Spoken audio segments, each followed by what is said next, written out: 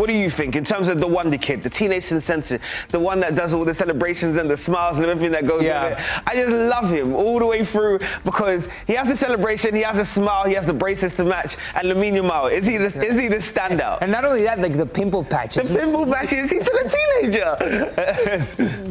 I'm very much convinced by this. I don't really have any notes. It's such a shame that for Barca fans, they didn't get to enjoy Rafinha as much. Mind you, SofaScore, to make team of the season, you have to play a certain amount of games. I don't know if Rafinha qualifies or not, but he's been out for a long time. But if you just look at Lamine Yamal's numbers, how much they've grown. I mean, from last season to this season, he's just gotten that much better. And the dominance in La Liga is very obvious.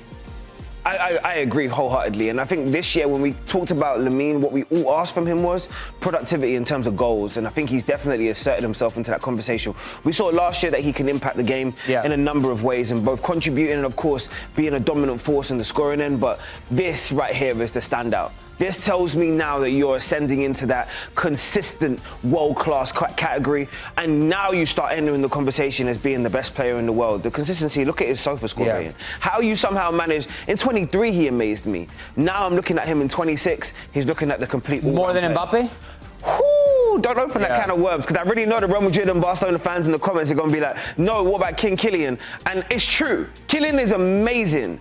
But the eye test doesn't lie to me when I watch this kid. He changes the way I feel about football sometimes. From the SofaScore Awards last year in Croatia when we did those, there was one category where Lamine Yamal stood out far and beyond everybody else in this season, but it was the dribbles, the take-ons. And that's why he's such an exciting player. It's that one statistical category that you actually can pinpoint and say, this is why this kid excites me. And that is probably going to continue into the next season, but then when you add it to just improvement overall, it's awesome to see. Fernandes runs the show. He's so good this weekend. Just watching him play football is such a delight.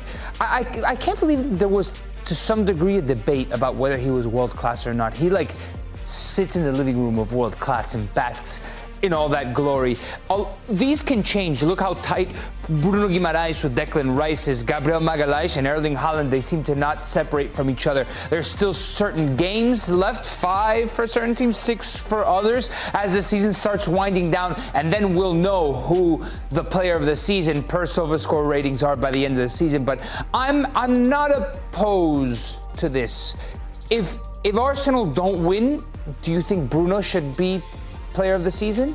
I think whether Arsenal win or Man City win, I think Bruno should definitely be player of the season regardless, because the standards that he set for himself this year, especially with this one, people are sneezing on how difficult this is to do, but think about how many players in the Premier League history have done that. Of course, Kevin De Bruyne and Thierry Henry hold the record for 20. Cesc Fabregas, I remember getting really high up there around that, but 18 is incredible in terms of an outlet. And then when you think about what he's done in terms of production, comparisons to where Man United were to where they are now, he's carried the show, and very much so deserves in terms of the key passes, where he's at with his SofaScore rating.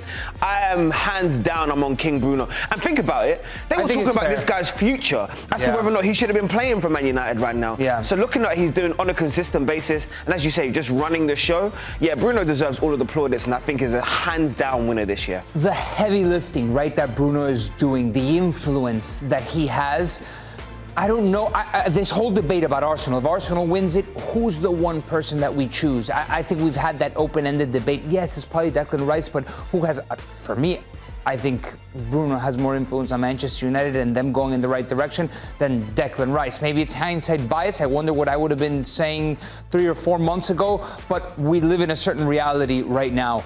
I wonder if there's somebody else from Manchester City that can possibly rival Bruno Fernandes, especially somebody that scored this weekend in Ryan Cherki. There were shouts of player of the season, perhaps. I think that is very recency bias oriented, but you look at this graph, big chances created per 90, goals and assists per 90, he is crazy up in the right-hand quadrant of this graph. I think what they like in terms of when people are putting them into that conversation is the double digits, or double-double as we were talking about in basketball, right? It's the 10 assists, the 10 goals, being able to impact it, not only providing for your team, but also in scoring the goals yourself. Scored an incredible goal this weekend. Solo effort was fantastic. But think about how rare it is. Look, this is some really special company that you're in. We're talking about coming into the Premier League in your debut season and not only just saying that I'm going to establish myself, but then saying that I'm the best player in the league across the first season. I mean, N'Golo Kante, he was phenomenal when he moved from Leicester to Chelsea. Ruben Diaz hit the league like he was nothing, like he'd been there for years, and Erling Haaland is still showing his consistency now. I feel like Shirky is a revelation.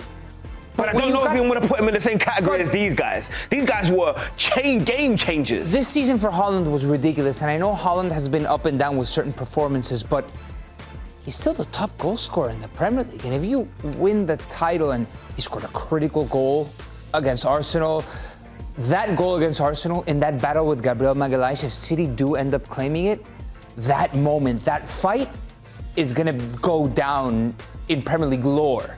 We're not going to do what the rest of the world does with Erling Haaland and just sneeze on his greatness because he decided to provide everyone that he's human for a spell of 10 games. Well, you know we're going straight to the Bundesliga. Congratulations to Bayern Munich for wrapping up what was a...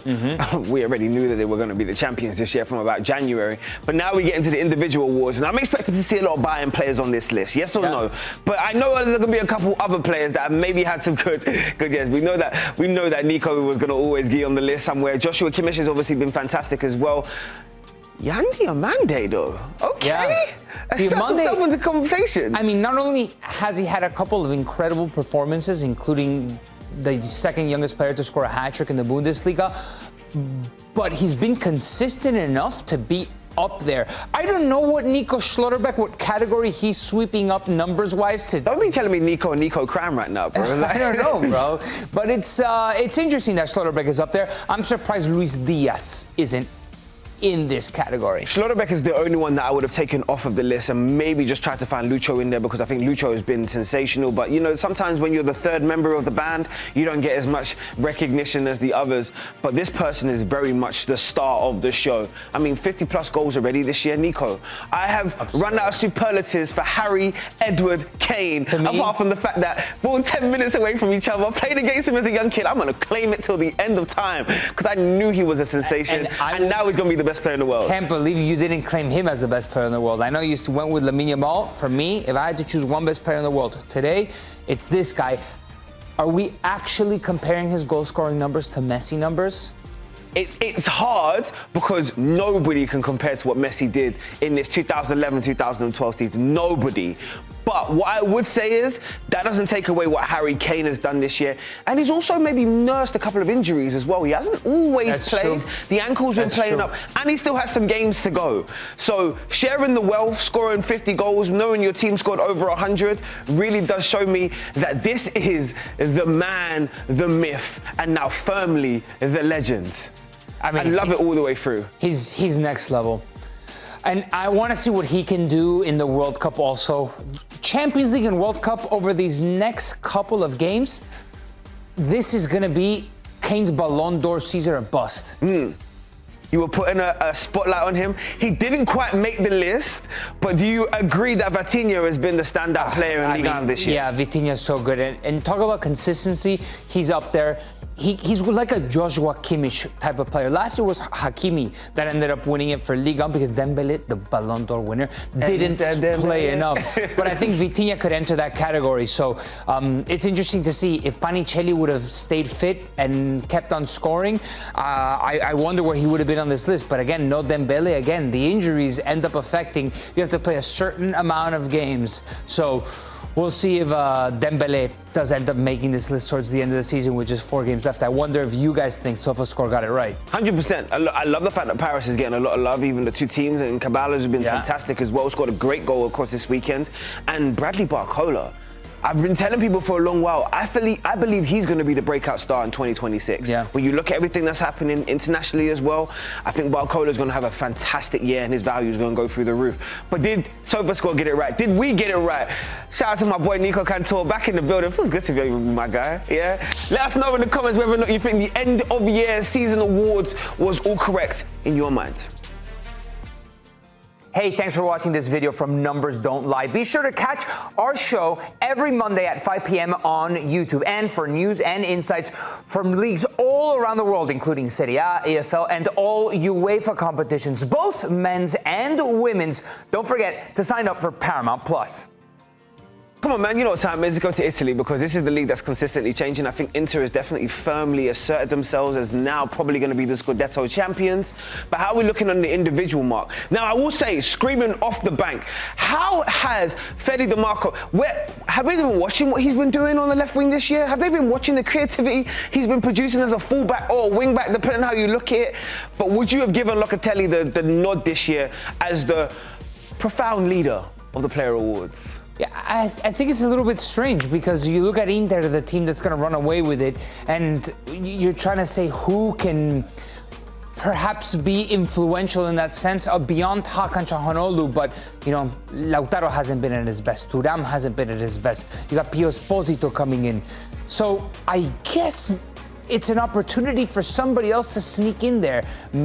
Luka Modric at number 2 is sensational. Like, what a legend. Luka Modric has been fantastic, but I do wonder about our SofaScore team, their relationship with Luka, the countryman it is, maybe giving a little bit of recognition, because if we're being honest, AC Milan has been up and down. Luka has been good, but AC Milan has been up and down, and I do think the club success has to pay some sort of dividends as to whether or not you get your individual awards as well. But again, for SofaScore, it's not. It's just numbers. Come on, baby. Yeah. You know what time it is. But Di Marco has been phenomenal, and I'm so glad we're giving him the flowers that he deserves.